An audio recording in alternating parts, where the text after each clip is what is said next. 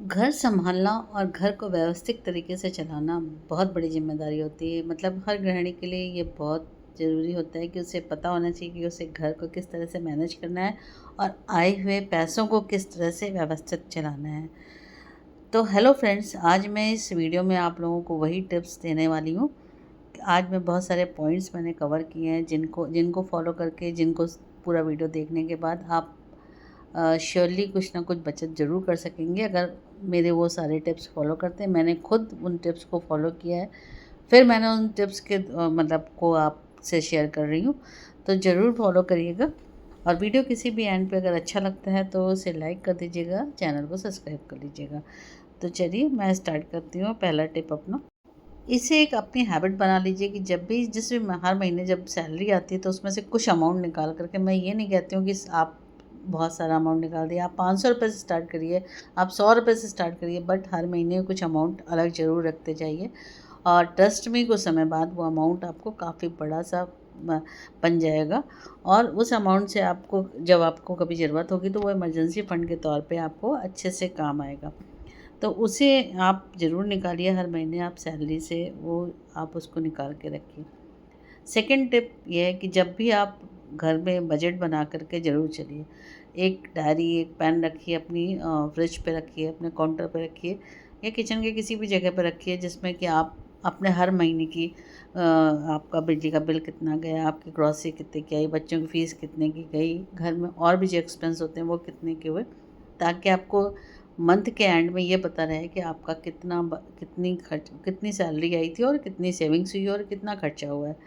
तो ये बहुत ही यूज़फुल टिप है, आप इसे ज़रूर करिएगा। मैंने खुद करके देखा है और इसलिए मैं आप लोगों से शेयर कर रही हूँ ये चीज़ कि मैंने देखा कि लिखने के बाद बहुत फ़र्क पड़ता है। अगर हमको लगता है कि ये एक्सपेंस तो नेक्स्ट मंथ में हम इसको रोक सकते थे, तो हम उसे रोकते हैं और उसके बाद आपकी सेविंग्स बढ़ जाती हैं। तो इसे करके देखिएगा, आपको ज़रूर बेनिफिट होगा। थर्ड वेरी यूज़फुल टिप्स है इम्पल्सिव शॉपिंग से बचना। आप जब भी मार्केट जाइए लिस्ट बना करके लेकर के जाइए कि क्या क्या ज़रूरी है। मैं जब भी बाज़ार जाती हूँ तो जाने के बाद मैं उन चीज़ों को देखती हूँ, सोचती हूँ कि इनकी मुझे ज़रूरत है या जस्ट ये सस्ते मिल रहे हैं या सेल में हैं तो मैं इनको ख़रीद लूँ। अगर मुझे लगता है कि हाँ मुझे इनकी ज़रूरत है तो मैं उन्हें ज़रूर ख़रीदती हूँ।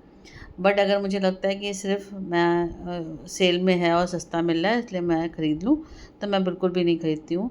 तो स्मार्ट शॉपर बनिए, आपकी बहुत बचत होगी, आप ये ट्राई करके देखिएगा।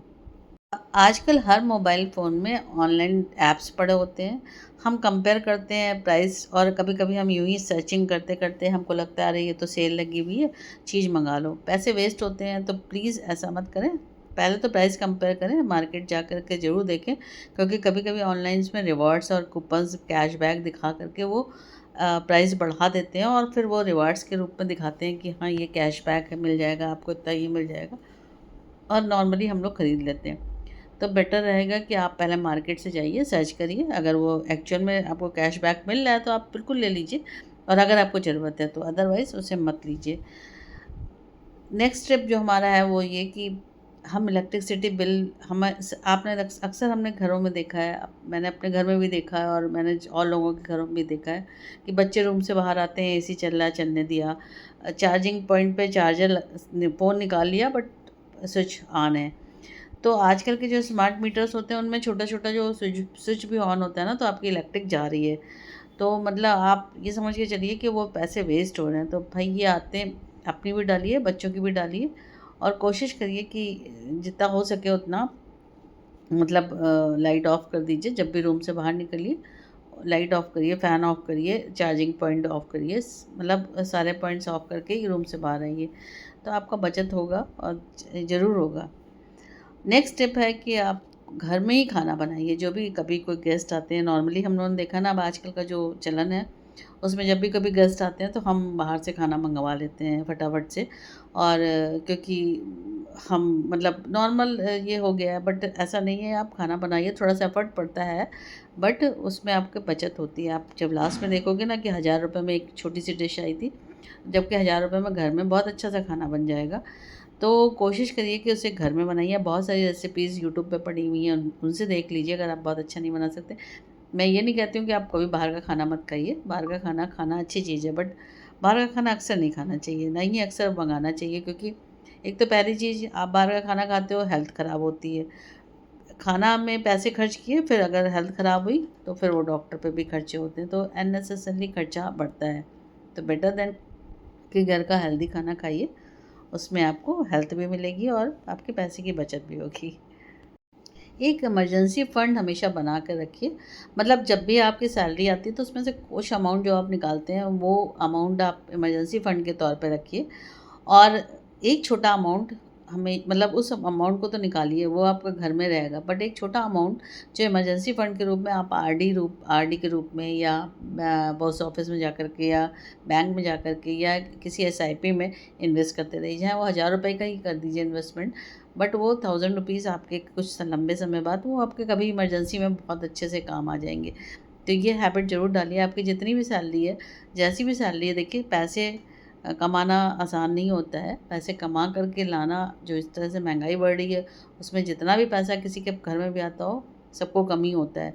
किसी के मुँह से आपने ये नहीं सुना होगा जो ये कहे कि मेरे पास बहुत पैसे हैं। नॉर्मली लोगों के मुँह से ये निकलता है, जिसके महीने की सैलरी 4 लाख भी आ रही होगी, उसको भी कम ही पड़ रहा होगा।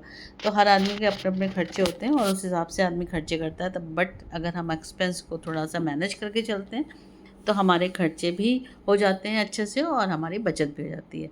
तो इस टिप्स को ज़रूर फॉलो करिएगा।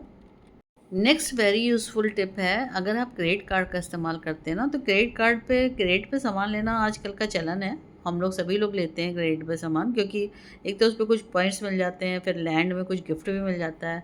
तो लेकिन वो क्रेडिट कार्ड रखना is good, but credit card का जब भी आप क्रेडिट से सामान खरीदते हैं, तो उसके बिल की डेट को एकदम फिक्स रखिए और उसी डेट पे दे दीजिए। अदरवाइज़ अननेसेसरी इंटरेस्ट उस पे देना पड़ता है, जो कि आपका क्रेडिट पे जो भी बेनिफिट मिल रहा होता है ना, उससे भी ज़्यादा हो जाता है वो।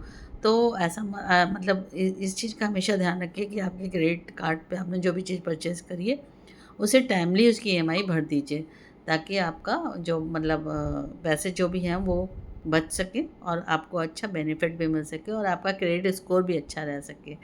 तो ज़रूर फॉलो करिए ये टिप्स। नेक्स्ट टिप जो है वो बहुत यूज़फुल टिप्स है। हमेशा वांट्स, इमरजेंसी और जो भी आपके खर्चे हैं उनका एक वो, मतलब आप एक 50-30-20 का रेशियो बना करके चलिए। मतलब 50% आपके जो नीड्स हैं, जैसे कि आपका रेंट हो गया, हाउस रेंट हो गया, अगर आप रेंटेड हाउस में रहते हैं, या आपका अपना हाउस है और आपने लोन वगैरह लिया है, तो ईएमआई वगैरह जो भी भरनी है, बच्चों की स्कूल की फ़ीस है, मेडिसिन्स हैं, ये सब नीड्स हैं। आपका राशन है, बिजली है, पानी है, वो सबको नीड्स हैं, तो उनके लिए 50% आप रखिए। 30% अमाउंट आप रखिए अपनी शौक के लिए, मतलब शौक इन द सेंस कि जो भी लाइफ़स्टाइल है आपकी, आप कभी बाहर का खाना खाना चाहते हैं, या कुछ खर्चा करना चाहते हैं, या कुछ किसी का बर्थडे पड़ता है, या इस तरह की कुछ भी गिफ्ट्स हैं, या इस तरह के जो भी खर्चे आ जाते हैं, उनके लिए 30% अमाउंट रखिए। बट 20% अमाउंट आप हमेशा सेविंग्स में डालिए। आप एसआईपी में, आरडी में, किसी भी चीज़ में आप 20% अमाउंट ज़रूर डालिए। और जो 30% अमाउंट आपने अपने शौक के लिए रखा है ना, कोशिश करिए कि उस अमाउंट में से भी, अगर आपकी 50,000 सैलरी है, तो आप 30,000 रुपये आप अगर रखते हैं अपने खर्चे के लिए, 10,000 रुपये आपने शौक के लिए रखे हैं और 10,000 आपने सेविंग्स के लिए रखे हैं। तो वो जो 10,000 रुपीज़ जो आपने अपने शौक के लिए रखे हैं ना, वांट्स के लिए रखे हैं मतलब, तो उस वांट्स को आप कम कर सकते हैं, क्योंकि वो वांट्स जो है, उसे आप चाहें तो थोड़ा-थोड़ा, मतलब थोड़ा-थोड़ा सा भी, अगर हर महीने आप 10,000 रखते हैं और उसमें से आप 7 खर्च करते हैं, तो 3,000 रुपये बचत होंगी। वो आपका फ़ंड जो है ना, एक दिन ज़रूर बहुत बड़ा-सा फ़ंड हो जाएगा और वो बहुत अच्छे से आपको काम आएगा।